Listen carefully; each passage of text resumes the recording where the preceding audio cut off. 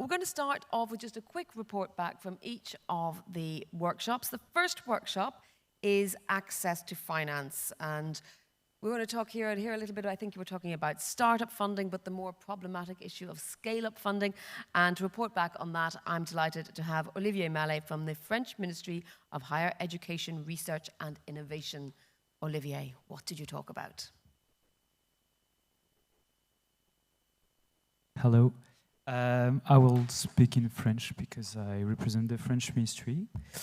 So gear up if you need to. Donc nous avons eu un workshop extrêmement intéressant autour de la problématique du financement des scale-up, qui a été structuré d'abord sur un partage des constats, sur ce qui existe, sur les tendances et sur les difficultés. Et puis après, les participants ont aussi eu l'occasion de présenter un petit peu des idées sur ce que l'on pouvait faire, les acteurs privés, les États, la Commission européenne, ce qui était déjà en route, et puis peut-être des indications sur l'avenir. D'abord, au niveau des constats, il y a une tendance relativement positive en fait, dans les dernières années au niveau de la création des startups. On voit que les États performent mieux que par le passé au niveau de l'innovation. On voit que l'investissement, surtout dans les premières phases, aussi est en augmentation en Europe. On commence à être compétitif par rapport aux autres grands États au niveau mondial. Il y a aussi des outils qui se développent un peu partout en Europe.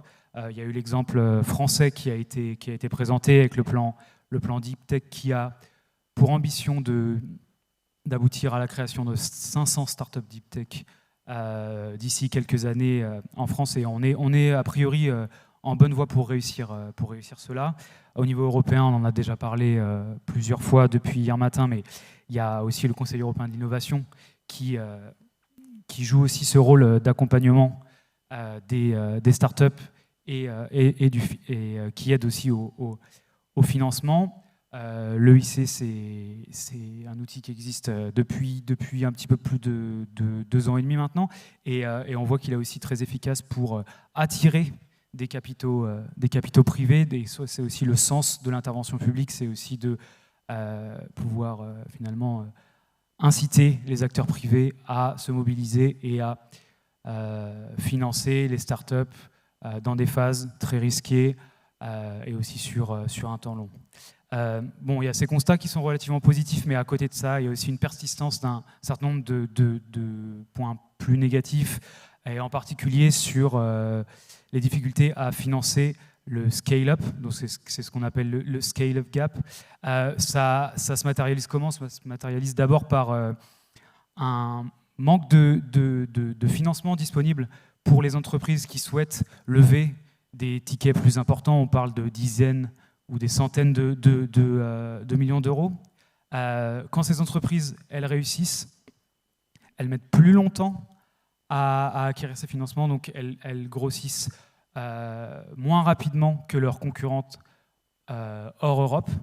Et dans un monde qui est extrêmement compétitif, c'est un problème.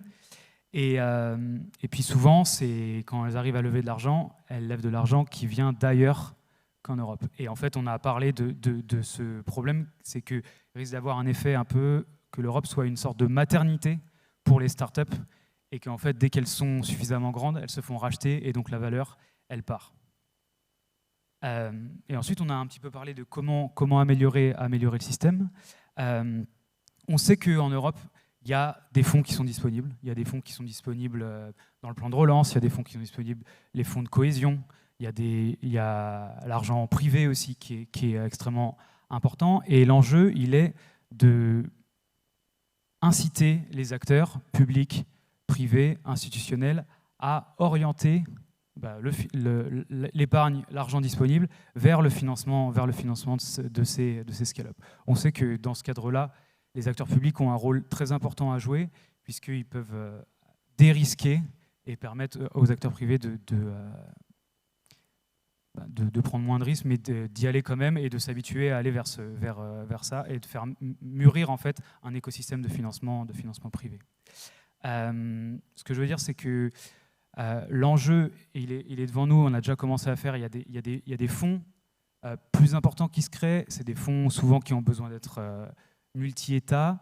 Il y a une annonce récente qui a été mentionnée, qui est le European Tech Champion Initiative, qui a été lancé il y a quelques mois, qui permet d'avoir des fonds de taille critique permettant d'aller sur des tickets très importants et de continuer à investir en Europe.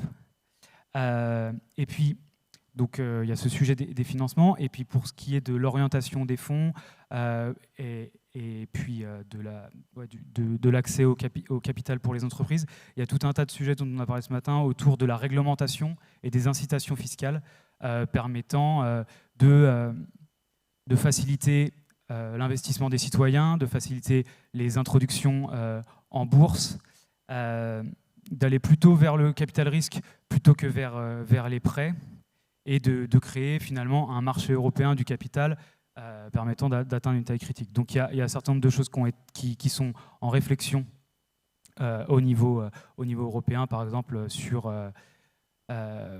pour faciliter l'introduction en bourse et que les fondateurs les entreprises puissent garder un certain contrôle dans la direction de leur entreprise.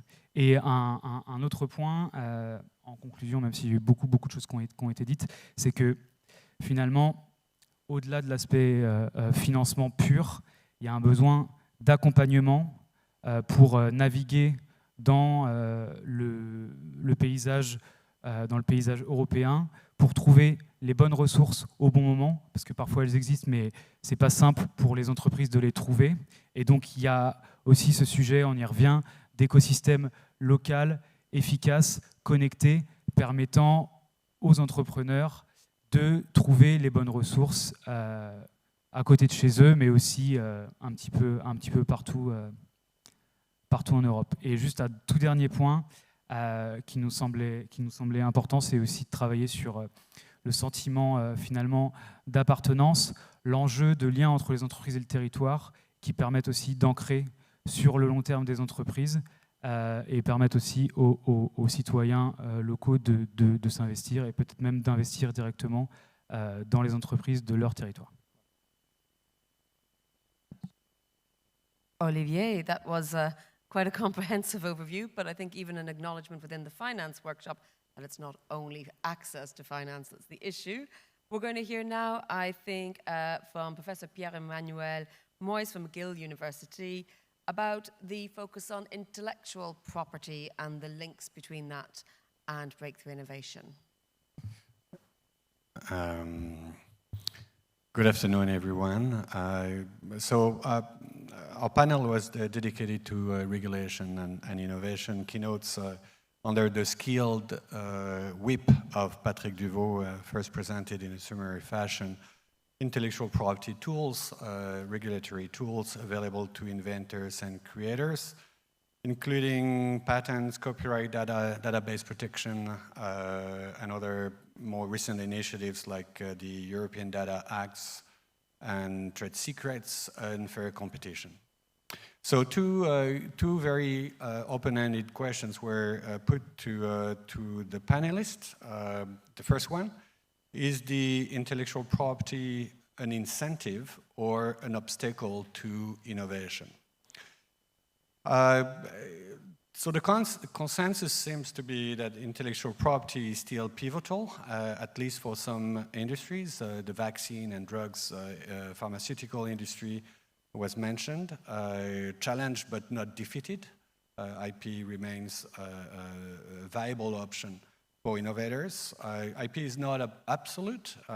Balancing mechanisms exist for essential patents, for example. It is one, but many ways the state can contribute to the innovation ecosystem. Interestingly, panelists reminded us that the intervention of the state is often overlooked. It is important, especially to build infrastructure. It is key for private enterprises to be able to rely on a solid infrastructure which is under the control of the state. So the public, there's a role for public innovation, and the state is there considered an enabler. Overall, the awareness and education in terms of IP is key for innovators, both in terms of showing the potential and limitations of IP. The panelists noted that the complexity of filing system, mostly for patent, is a major obstacle, together with the increased number of applications in certain fields, including telecom and digital software field. Examples were mentioned. Smartphones, for example, are composed of technologies representing more than 200,000 patents. Any of them likely to be, a good number of them likely to be invalid. Open source and alternative protection mechanisms were also mentioned and discussed. Open source was presented as a child of IP, not as a foe. It constitutes a different and modern use of intellectual property for complex products. Blockchain as well also emerged as a potential competitor for norms. And interesting comments were made in relation with trade secret, a much valued tool in innovation. It was noted in particular that the movement of employees, what we call the movement of brains between firms, make it difficult to trace, control, and manage trade secret for the corporation. And the expression zombie, which I didn't know, the expression zombie employee was used to describe the situation where an employee might be in contact, might have been in contact, or may have been infected by the knowledge received from past employer, increasing the risk of litigation for the current employer. The second question was more perspective. Which disruption IP should undergo to capture or create new value? Here, panelists were reminded us that if regulation is often behind the famous law lag, it is not necessarily a bad thing. Regulation is a place where stakeholders, society at large, users, right holders meet. It is difficult to future-proof regulation, but it remains necessary to bring security and create safeguards for the market. Law itself is a place of innovation. Panelist mentions a regulatory sandbox or experiments which helps producing better norms, more efficient norms, and increase acceptability. Technology creates unexpected and undesired consequences. It is almost impossible, for example, to destroy a counterfeited product on the blockchain. The sentiment that regulation is pivotal was echoed by many panelists. In fact, according to some, regulation should not be disruptive.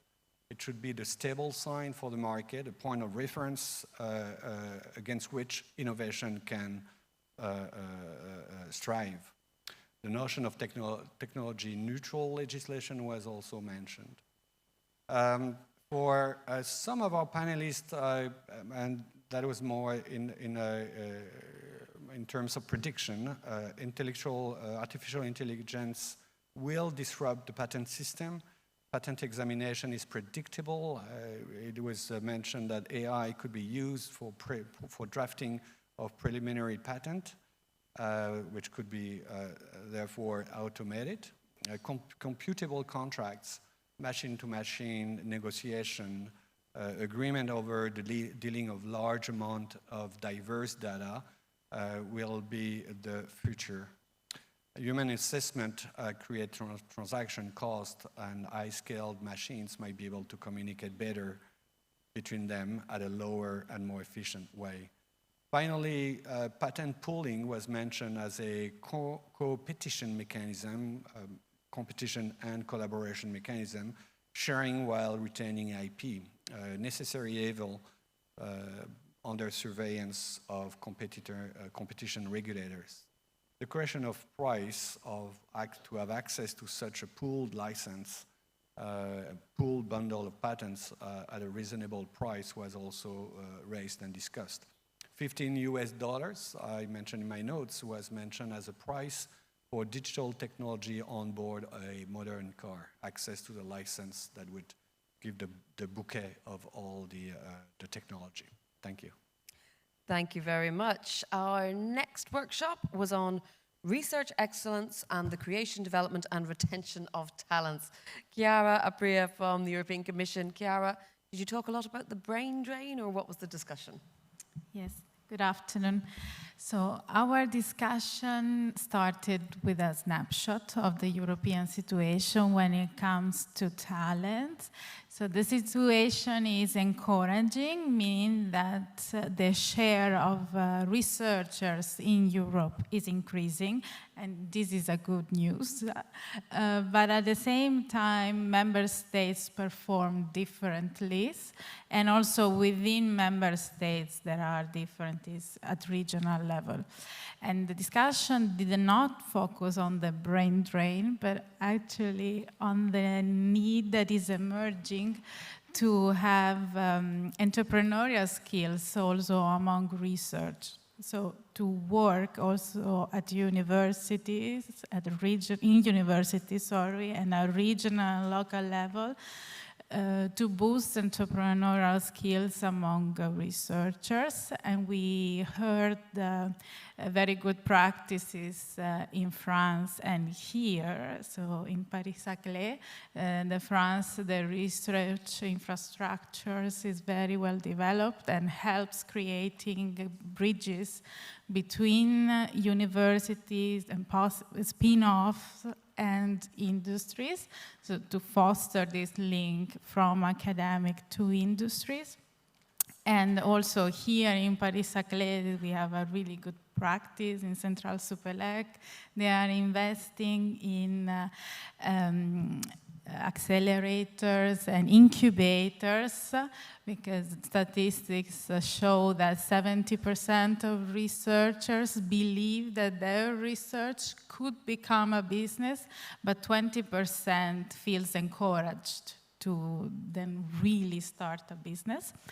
And so we talked a lot about bridges, how universities can be bridges, how the European Union can help build these bridges, because a big need that emerged from all the panelists is the need for talent. Of course, the need to access, to retain talent, but also the need to be very connected, so that the universities, so higher education institutions are connected with regional and local authorities, because the solutions cannot be only centralized, but needs to be implemented at local level.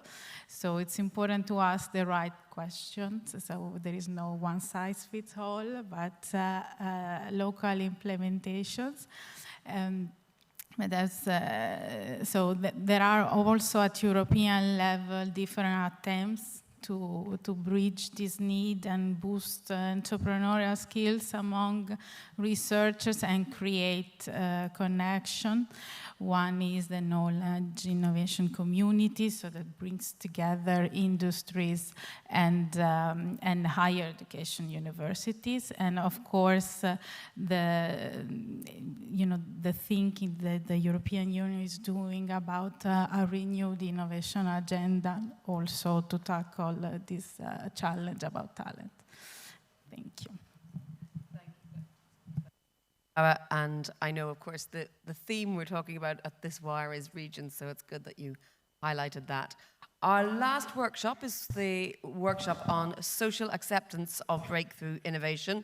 It's what we were speaking about just before we broke up here in the plenary. Eric Cassan from here at the Université Saclay Paris, tell us a little bit what you were discussing. Okay, thank you very much. Good afternoon, everyone.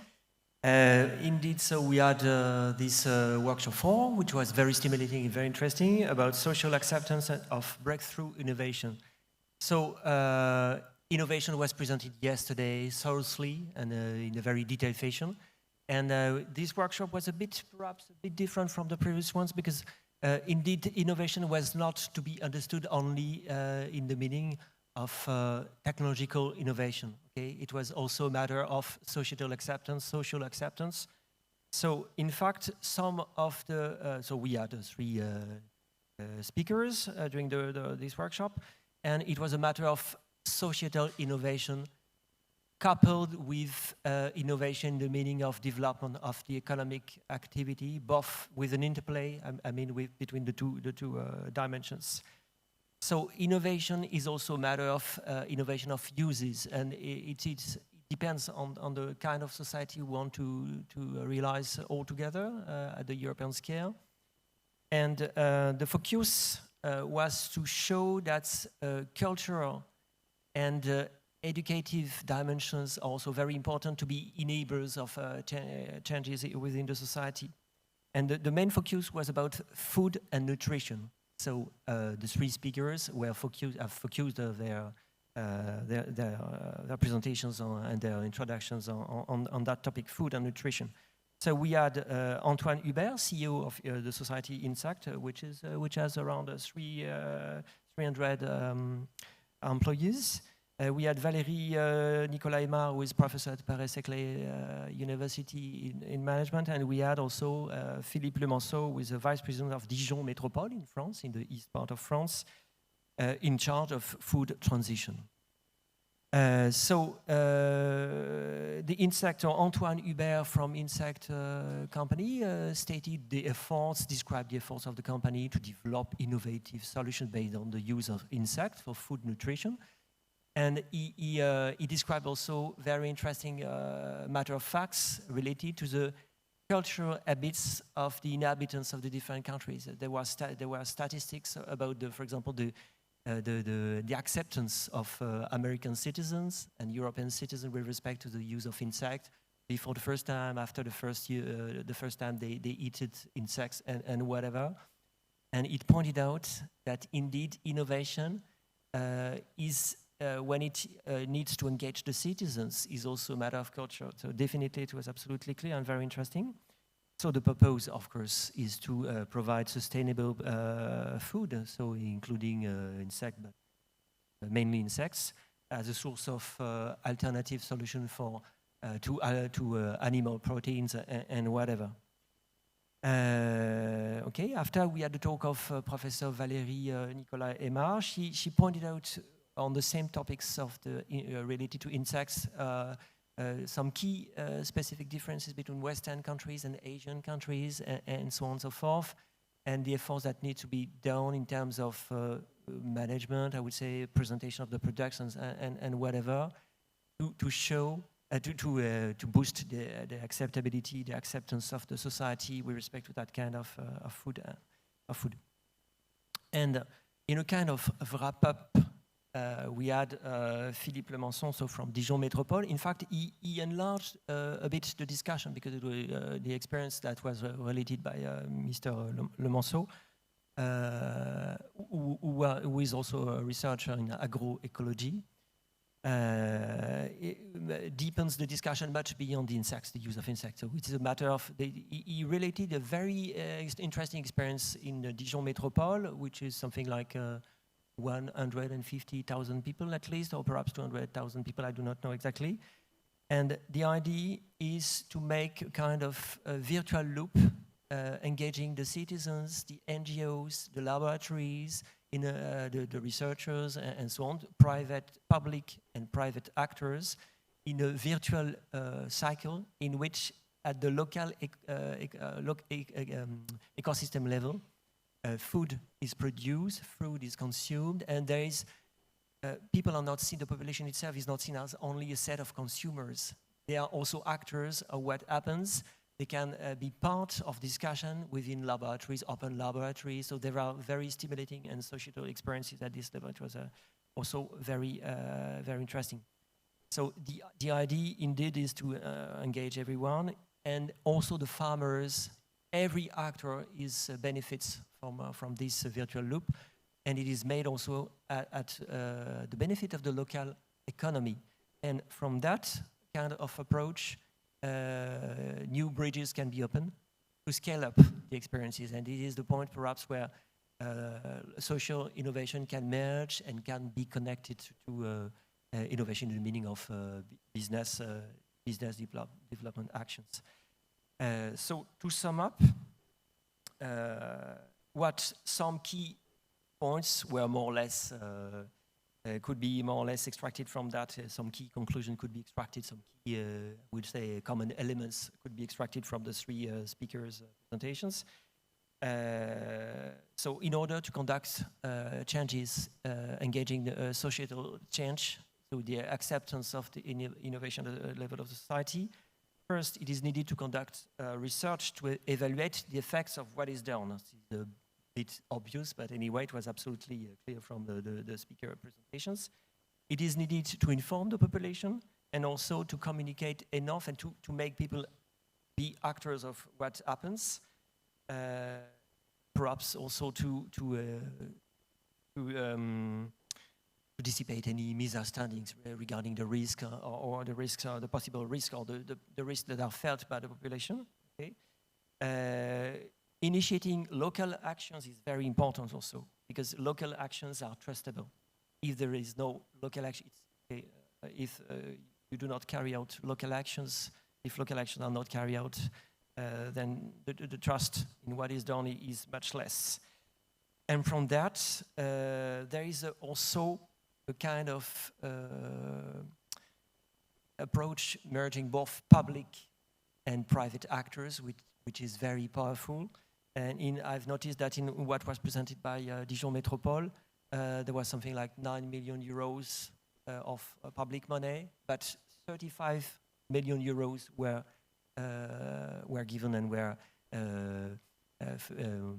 provided by private actors, more or less not spontaneously, probably, but after some efforts, much probably. But anyway, you see that there is a possible positive cycle between the public and the private actors in the spirit of scaling up.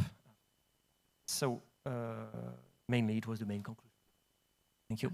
Well, thank you all very much indeed. And you're all free and off the hook, apart from you, Olivier, who will be reporting back this afternoon.